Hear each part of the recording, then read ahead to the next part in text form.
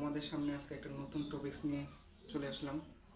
আজকের টপিক হচ্ছে যে রবীন্দ্রনাথ ঠাকুরের যে উপন্যাসটি রয়েছে সেই উপন্যাসটি কীভাবে আমরা মনে রাখতে পারি। বর্তমান যুগে বিভিন্ন পরীক্ষা, চাকরি পরীক্ষা হতে শুরু করে একাডেমিক পরীক্ষাগুলোতে এখন বিভিন্ন কবির যে উপন্যাস কাব্যগুলো রয়েছে সেগুলো পরীক্ষা আসছে। তাই আমরা যদি ডিজিটাল যুগে আগেকার মতো সেই লাইন বাই লাইন মুখস্থ করি তাহলে সেটা কিন্তু আমাদের পক্ষে বোকামি হবে। সো আমরা যদি সেই উপন্যাসগুলোকে ছন্দের মাধ্যমে লিখতে পারি তাহলে আমরা খুব অল্প সময়ের মধ্যেই, অর্থাৎ পরীক্ষার কয়েক সেকেন্ডের মধ্যেই উত্তর করতে পারি। যেমন এখানে বোর্ডে যে দেখতে পাচ্ছ এটা হচ্ছে রবীন্দ্রনাথ ঠাকুরের কতগুলো হচ্ছে উপন্যাস।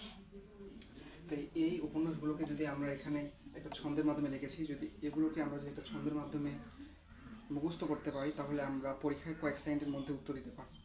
যেমন গোরা ও চতুরঙ্গ দুই বোন নৌকা ডুবির কারণে শেষ কবিতা হারিয়ে ফেলি, তাই তারা বউ ঠাকুরানীর হাটে যেতে পারল না। আর এদিকে রাজস্বী ও মালন ঘরের বাইরে যোগাযোগ করে 4 অধ্যায় সৃষ্টি করে রবীন্দ্রনাথের করুণা না পেয়ে চোখের বালিতে পরিণত হল। এই ছন্দটাকে যদি আমরা সুন্দরভাবে মনে রাখতে পারি তাহলে আমরা পরীক্ষায় এর মধ্যে যতগুলো কোশ্চেন আসবে সবগুলো আমরা কয়েক সেকেন্ডের মধ্যে দেখাতে পারবো। যেমন এখানে যা রয়েছে গৌরা, চতুরাঙ্গ, দুই বোন, নৌকা ডুবি, শেষ কবিতা,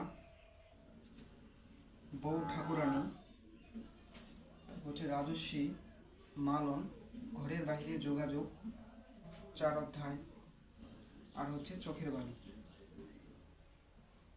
এই যেগুলো আমি নিচে আন্ডারলাইন করলাম সেগুলো হচ্ছে প্রত্যেকটা হচ্ছে রবীন্দ্রনাথ ঠাকুরের উপন্যাস। তাহলে উপন্যাসগুলো কী কী? গোরা, চতুরাঙ্গ, দুই বোন, নৌকাডুবি, শেষ কবিতা, বউ ঠাকুরানী, তারপর হচ্ছে রাজস্বী, ঘরের বাইরে, মালন, যোগাযোগ, 4 অধ্যায় এবং চোখের বালি। এইভাবে যদি আমরা ধারাবাহিকভাবে একটা ছন্দের মাধ্যমে মুখস্থ করতে পারি তাহলে আমরা খুব সহজেই পরীক্ষার উত্তর দেব। তাই ভিডিওটা আর বড় করতে যাচ্ছি না। তোমরা যদি এরকম আরও ভিডিও পেতে চাও তাহলে আমার চ্যানেলকে সাবস্ক্রাইব করো এবং কমেন্টে বলে দাও, তাহলে আমি এর পরবর্তীতে এর থেকে আরও ভালো ভালো বেটার ভিডিও দিতে চেষ্টা করব। সবাইকে ধন্যবাদ।